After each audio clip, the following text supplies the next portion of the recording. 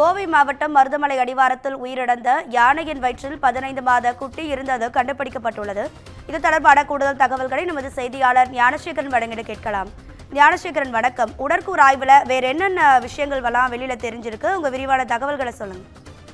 வணக்கம் ராதிகா. கோவை மருதமலை அருகே உள்ள வனப்பகுதியில் கோடையின் வறட்சி காரணமாக உணவு மற்றும் தண்ணீர் தேடி குட்டியுடன் ஒரு பெண் யானை வந்தது.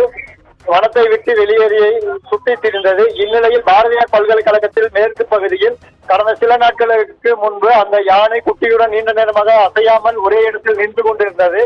இதனை பார்த்து அப்பகுதி மக்கள் வனத்துறையினருக்கு தகவல் தெரிவித்தனர். உடனே வனத்துறையினர் வந்து கண்காணித்தனர். அப்பொழுது அந்த யானை நிற்க முடியாமல் கீழே விழுந்தது. தாயானை கீழே விழுந்ததை அதன் அருகே பிரியாமல் இன்று குட்டி யானை தனது துதி கையால் பாசத்துடன் தாயை எழுப்ப முயன்றது. இந்த பாச காட்சிகள் பார்ப்பவரை கண்கலங்க வைத்தது. இந்நிலையில் ஆனமலை புலிகள் காப்பகத்தில் இருந்து துரியன் என்ற கும்கி யானை கொண்டு வரப்பட்டது. அதன் உதவியுடன் ஆனமலை புலிகள் காப்பக வன கால்நடை மருத்துவர் விஜயராகவன் மற்றும் சத்தியமங்கல புலிகள் காப்பக கால்நடை மருத்துவர் சதாசிவம் ஆகியோர் தாயானைக்கு சிகிச்சை அளித்து வந்தனர். மேலும் படுத்து கிடந்த பெண் யானை நிற்க வைத்து சிகிச்சை அளிப்பதற்காக கும்கி யானை துரியன் உதவியுடன் சிகிச்சை மேற்கொள்ளப்பட்டு வந்த நிலையில் வனப்பகுதியிலிருந்து யானை கூட்டம் வந்தால் சிகிச்சை அளிப்பதற்கு சிரமம் ஏற்படும் என்பதற்காக சுயம்பு என்ற மற்றொரு கும்கி யானை வரவழைக்கப்பட்டு கண்காணிப்பு பணியில் ஈடுபடுத்தப்பட்டிருந்தனர்.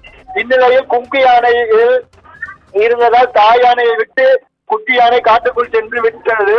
இருந்தாலும் பாசத்துடன் கிளறி கொண்டு தொலைவில் நின்று கொண்டிருந்தது. 5 மருத்துவர்கள் கொண்ட மருத்துவ குழுவினர் நேற்று காலை முதல் யானைக்கு தீவிர சிகிச்சை அளித்து வந்தனர். மேலும் ஊட்டச்சத்து மருந்துகள் உணவு கொடுத்து வனத்துறையினர் தொடர்ந்து சிகிச்சை அளித்து வந்த நிலையில் இருப்பினும் அந்த யானை பரிதாபமாக உயிரிழந்தது. இது குறித்து பிரேத பரிசோதனை அறிக்கை நடைமுறைகள் முடிந்தது. யானை இறந்ததற்கான காரணம் குறித்து விரிவான தகவல்கள் வழங்கப்படும் என மாவட்ட வன அலுவலர் ஜெயராஜ் தகவல் தெரிவித்திருந்தார். இந்நிலையில் தற்பொழுது அந்த பெண் யானையின் உடல் பிரேத பரிசோதனை செய்யப்பட்ட போது வயிற்றில் 15 மாதமே ஆன குட்டி யானை இருந்தது. மேலும் வயிற்றில் பிளாஸ்டிக் கழிவுகள், காயங்கள், புழுக்கள் ஆகியவற்றை இருந்தது தெரிய வந்தது. மேலும் மருதமலை அடிவாரத்தில் வனவிலங்குகள் உயிருக்கு ஆபத்தாக கருதப்படும் குப்பை கிடங்கள் முறையாக அகற்றாமல் நேற்றைய தினம் பிளாஸ்டிக் குப்பை மீது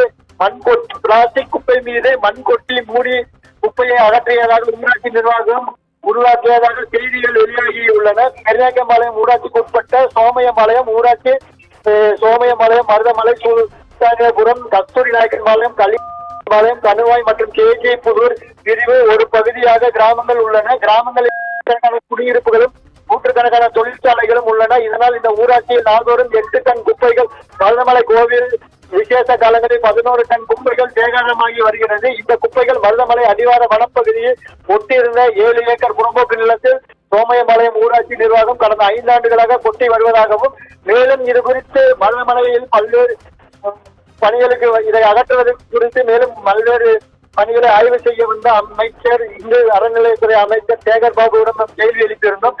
அவர் உடனடியாக பெருந்திட்டத்தை செயல்படுத்தி பிளாஸ்டிக் குப்பைகளை அகற்றுவதாகவும் உடனடியாக அகற்ற நடவடிக்கை எடுப்பதாகவும் கூறியிருந்தார். இந்நிலையில் அந்த குப்பைகள் மீது மண்ணை கொட்டி சோமயம்பாளையம் ஊராட்சி நிர்வாகம் மூடியுள்ளது. மேலும் வனப்பகுதியில் உள்ள மான், யானை போன்ற வனவிலங்குகள் இந்த குப்பை கிடங்கில் உள்ள பிளாஸ்டிக் குப்பைகளை உண்ணுகிறது. யானை சாணம், பிளாஸ்டிக் அதிக அளவில் காணப்படுவதை வைத்து வனத்துறையினர் இந்த உறுதி செய்து உள்ளனர். அத்தோடு குப்பை கிடங்கில் அடிக்கடி தீ விபத்துகளும் ஏற்படுவதால் வனப்பகுதியில் தீப்பிடிக்க வாய்ப்பும் உள்ளது. இதனால் குப்பை கிடங்கில் அகற்றி பலதரப்பும் தொடர்ந்து. உங்க தகவல்களுக்கு நன்றி ஞானசேகரன்.